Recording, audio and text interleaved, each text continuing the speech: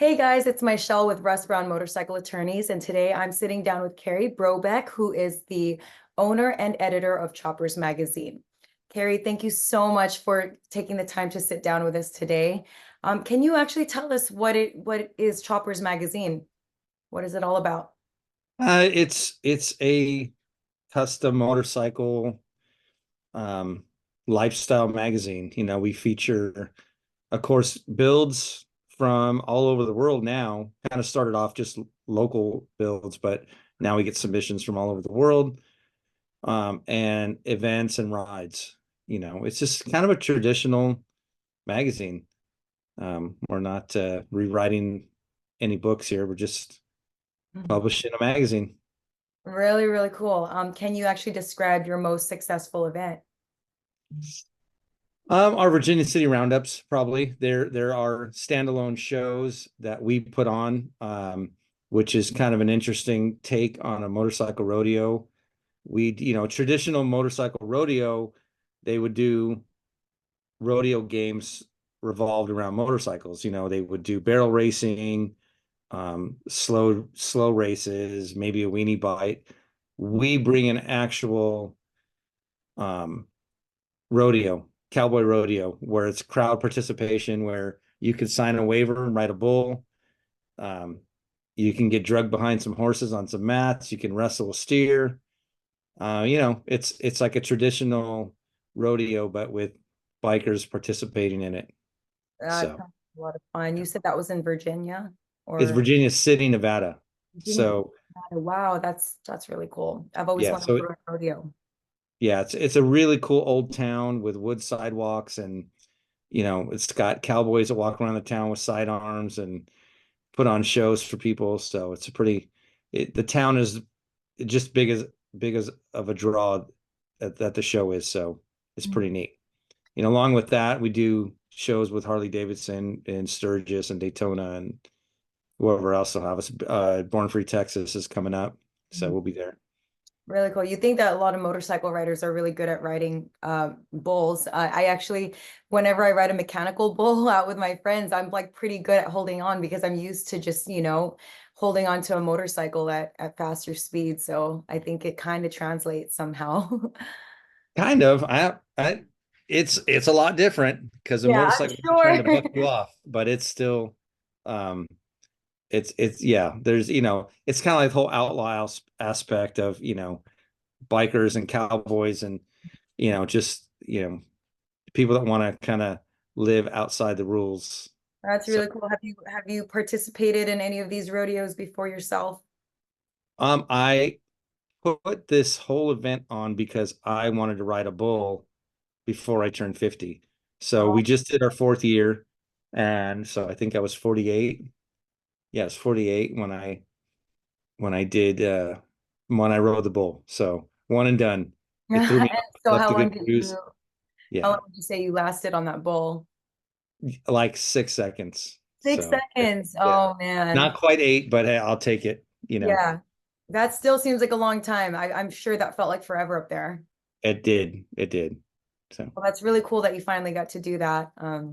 Those events sound very exciting. How many people would you say attend that event or these types of events? 2,500 maybe is Wow. they because it's far. It's an 8-hour drive from here, Mhm. but it's an all-day ride. Especially if you're on a chopper, like it's pretty much a chopper show, but we have incorporated new bikes. So this year we brought in a thrash and supply company um, to kind of take over the new bike aspect of it.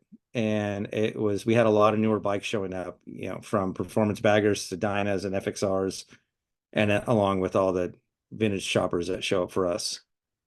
So it's a ways away and it's a commitment to get there. Mhm. So, That sounds like a grand adventure. So, what would you say are some of the struggles of hosting an event this big? uh, for this specific event, it just logistics. It's far away from, I'm in Southern California, you know, um, this event is in Northern Nevada. So luckily I've had, some good help down here. My general manager, Manny Ochoa, he's kind of does nuts and bolts of it. And then we have Josh Sheehan up there that handles, because he lives in the area, handles all the running around up there. But that's the biggest issue. And then that town itself is small, Mhm. and we sell out the town. All the hotels are booked. We sell the whole town out every year so far. So people end up camping or driving down the hill. So those are our biggest issues we have to deal with up there. Right, right. I'm sure there's so much organization. I host a couple events as well, but not nearly as big as 2,500 yet. So I hope to get there someday. Yeah, I can't imagine what, like, Mike and Grant from Born Free go through with their Yeah, shows, getting whatever 25, 30, 40,000 people. It must be, it's just crazy to me. yeah, that's inspiring. What are some tips that you would give to the viewers about, giving, hosting one of these events or running Choppers Magazine, things like that? I'm an open book. If anyone has any questions, I've actually helped out a few people that have called and said, "Hey, I want to start a magazine," and I've encouraged it. There's room for everybody here. I'm not a hater on anyone. If they want to start an event, if they want to do a magazine, I think it's great. Um, just do your homework. Do your homework. Stay organized, and surround yourself with the right people, Right. because and that's important. You know. Right. As with any industry, networking is crucial to just meeting the right people and getting you into the right places. So, yeah. How would you say your passion for motorcycles started? Started at a young age. My grandfather used to race motorcycles, in like the Baja 1000, Oh, that's score cool. racing. So it's Yeah. kind of, motorcycling has been part of my life since I was little. Um, I came from kind of a biker family that I did push it away for a little bit, because I didn't want that kind of that life. So, but eventually it catches up to you, and once you're on the bike, and especially after you build a bike and ride it, there's just no turning back, you know. Once a rider, always a rider, I like to say. Yeah. That's really cool that your family's from motorcycle. I'm the only person in my family that rides motorcycles, and I have a huge family, so it's kind of cool to be able to connect and relate with them that way. So I'm Yeah. assuming then, would you say that that's, your family is where you learned your skills on a motorcycle, or did you take classes? Did you? Yeah, I mean, started riding at a young age, but I definitely I took, before I got my license, I took the actually I had been riding before, um I took that class, before I even got a motorcycle license, the motorcycle endorsement, growing up in high school, riding friends' motorcycles or their older brothers, sport bikes and stuff. Um, didn't have a motorcycle license, so I did take that years ago, that motorcycle safety training class, and I'll actually learn stuff. Even though I've been riding for a long time, I learned a lot from that class. So Was it the MSF course or a different training I course? don't know if it was called that back then. Like, it's been a while. I don't even remember what it's called. So Basically, a lot of seat time and also just training courses. yeah, this was like, I want to say it was two classrooms and two behind the wheel things. I can't remember. It's been a long time. I'm old. I forget things. You're like, well, what's that saying when they're like, um, the goal is not to be a fast rider, but an old rider, something like Yeah, I would say yeah, old and fast rider, but yeah. Okay. yeah. So how do you balance like family life and work life, like hosting these events and being the owner and editor of a big magazine like Choppers Magazine? It's tough because I actually still have a full-time job that I do. I'm a quality control manager for big construction projects during the day, and then we do Choppers Magazine, on the weekends and off time. So it gets tough, a lot of sacrifice by the family for us to do things. I keep my wife involved, heavily involved with all our events and traveling. We're getting ready to go back to Italy for the second time this year for a motorcycle show. And, I make sure she's with me all the time. And kids are growing up, so it makes it easier. Um, but yeah, it's just a lot of scheduling out time, a lot of scheduling, and again, a lot of help, a lot of keeping the right people around me. A lot of organizing, and I'm sure your wife helps tremendously with everything that you do. And she, acts more than just support, but she also just helps with everything all around, right? So that's really cool that you can involve her in something like that, and that she's interested in your industry as well. I know Oh some yeah. males and some males who don't even like motorcycles and don't want anything to do with it. So it's really cool. You're Yeah, very it's funny. I always joke and say that she was like the first babes ride out because we were going to El Diablo run in what, 07, 08, somewhere around there. She was there was her and one other girl that would ride. So my wife's been riding a motorcycle for a long time, and she loves it. We just dropped off two lowrider STs that the motor company loaned us, and we got to do this fun trip this weekend on brand new bikes instead of old choppers. So it was fun. Yeah. So very cool. So what would you say motivates you to do what you do? To work so hard to, balance everything out and it's I just love it. I love, everything about being on two wheels, and passion.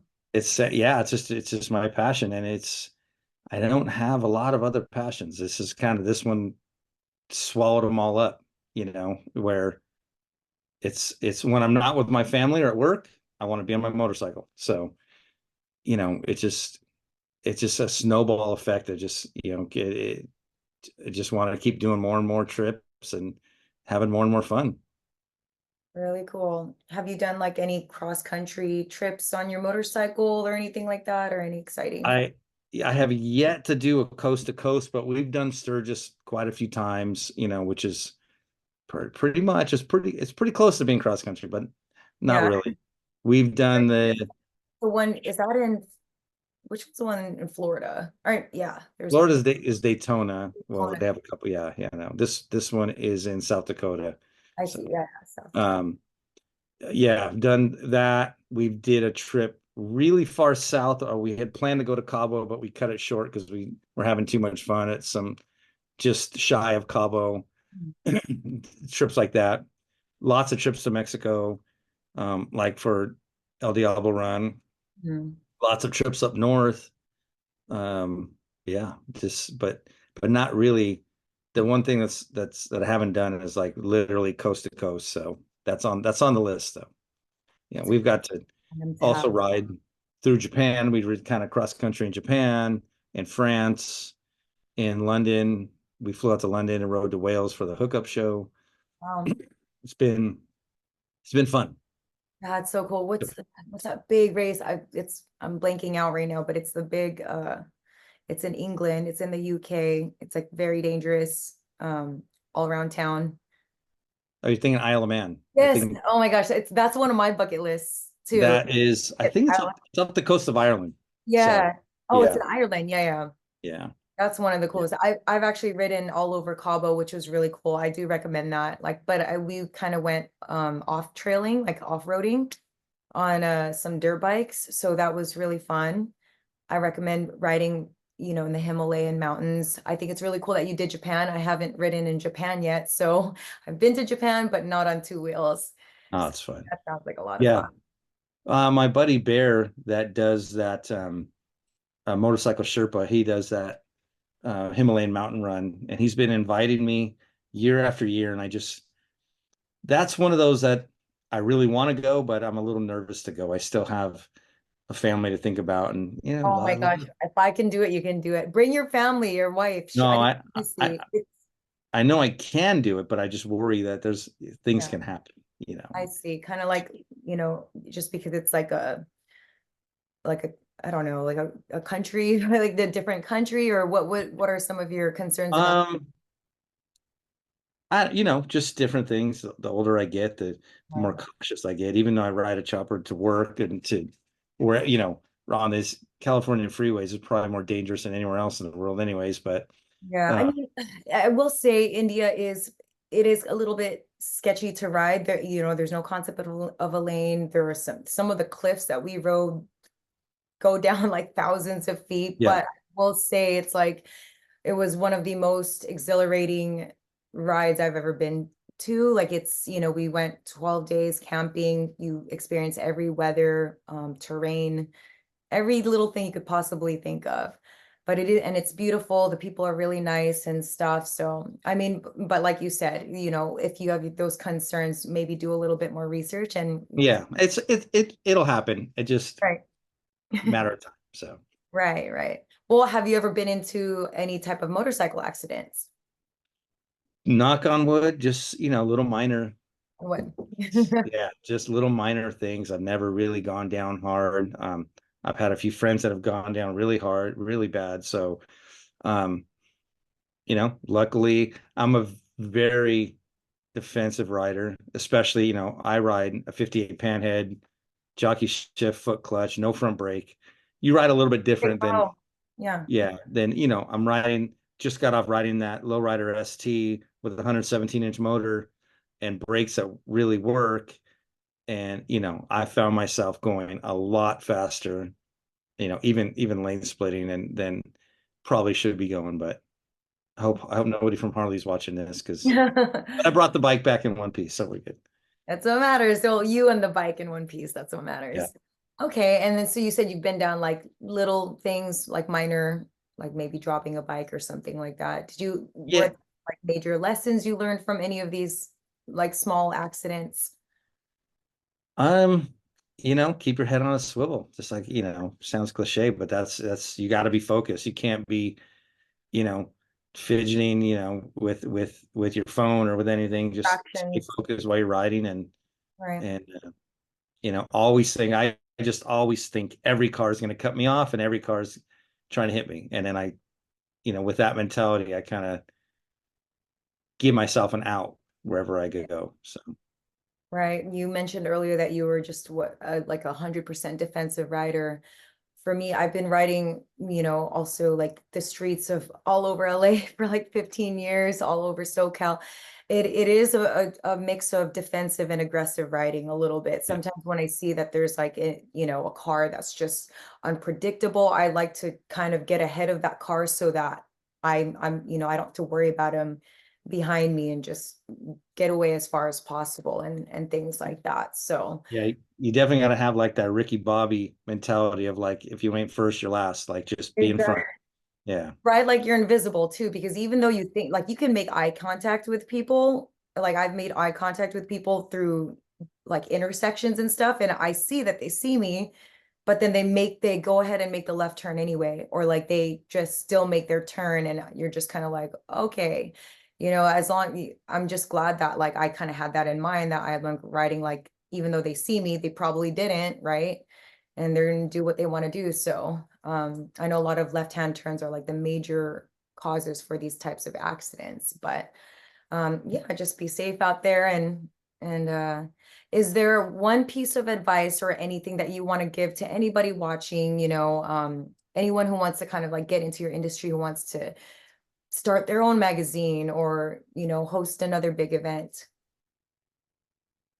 oh, I again go back to just surround yourself with the right people. It's don't focus so much on making it the biggest show or um, don't focus on getting sponsors. Folks, you should, Oh, wait. put the best show, put the best show on that you can. People will show up. Consistency, keep if you're doing a show, do it again the next year. Right, right. Lessons learned, after every show we do, we kind of sit down and do like a lessons learned on, okay, what do we need to improve on Mhm. for next year? What worked good? What didn't work? And let's improve it. And then we forget all about that stuff until like, a week before the show and try and fix it. But Right. so yeah, that's it. That's what I would say is just consistency and do it for the right reasons. You're not going to get rich. If you think you're going to put on a show and get rich, you're doing it for the wrong reason. You got to do it because you love it. 100% working in the motorcycle industry, I've learned that over and over again as well. It's mainly for the passion and the love of the sport. So, Yep. yep. That's what we do. Well, thank you so much. I really appreciate you taking the time to sit down with us and answer some questions. Sounds like you do a lot for the industry, and I'm really looking forward to checking out Choppers magazine at some point. I've worked with Harley Davidson and have written a few myself, so I'm a fan Cool. of Harley Davidson as well. Well, shoot over your address and I'll send you out a care package. Cool. Thank you. I Yeah. appreciate that. All Cool. right. Thank you so much. Thank you.